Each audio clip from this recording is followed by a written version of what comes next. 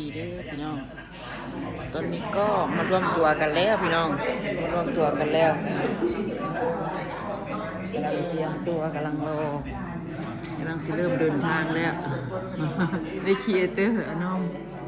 ครีเอเตอร์ฮะ กิตติชักเนี่ย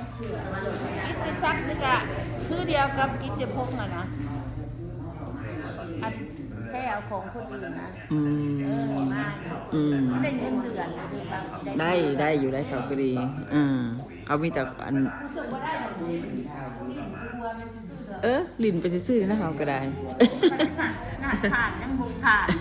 บุกคือ รอแล้วพี่น้องลำโพงรอแล้วด้านนอกด้านนอกด้านนอกด้านนอกตาตี้เข้าไปทางในพอมันจัง ไป อุ่น หออยู่ได้ รอขึ้นรถเตรียมพร้อมถ้าทางในอุ่นได้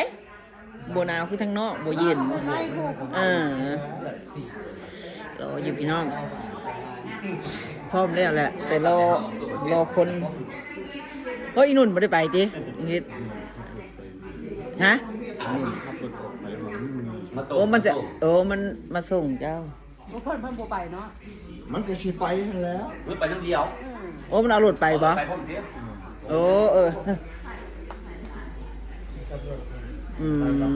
นี่เขาเพิ่นมาเพิ่นแล้วบ่ ยังได้ จมบ่ บนยากต้องสูนไปที่หลังก็ได้เขาบอกพร้อมแล้วก็ดีรอตะแกเด้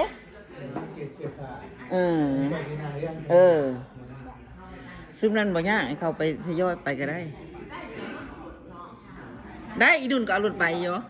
อีนุ่นก็เอารถไปพ่อกันเนี่ยมันอยากนั่งทางหลัง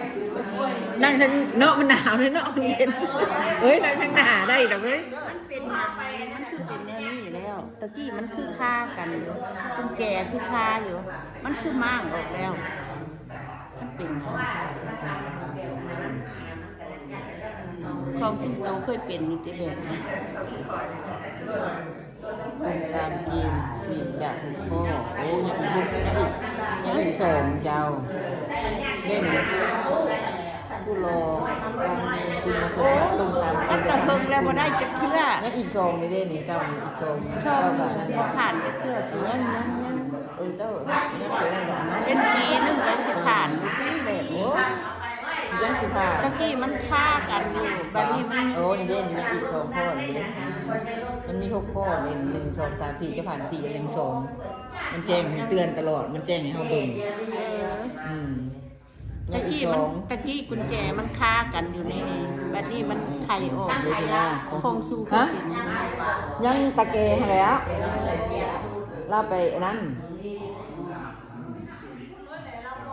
แล้วก็บอกว่าคำนั้นก็ไปหับเอาเหล้าอยู่พุ่นเหรอเบาอันนี้เขาพร้อมแล้วบอกค่ะ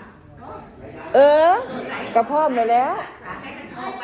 ไปขึ้นรถแล้วให้มันแจ้งอยู่พุ่นไปเอาเดินทางไปพี่น้องเราสิมาอยู่ดิเราสิมาอยู่ดิยังครูพรเหรอวะยังครูพรยังครูพรยังครูพร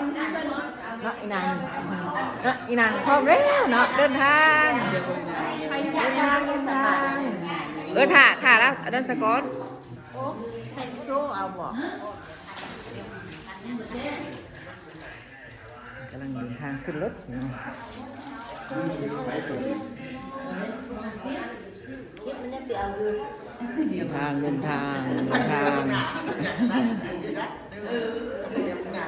เราเมื่อแต่งตัวบ่พรคืออะไร แล้วแต่งมาแล้วแล้วมาถึงนู่นเลยมันเราก็นั่นแหละเราสบายนั่งอยู่น้องก็ไปทางไหนเดียว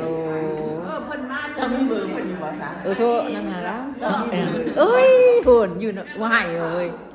เดี๋ยวผ้าห่มเดี๋ยวเขาเจ้าบ่าวที่ซะ นี่แหละมันหนังคายากมันจะควร พี่น้องขึ้นรถ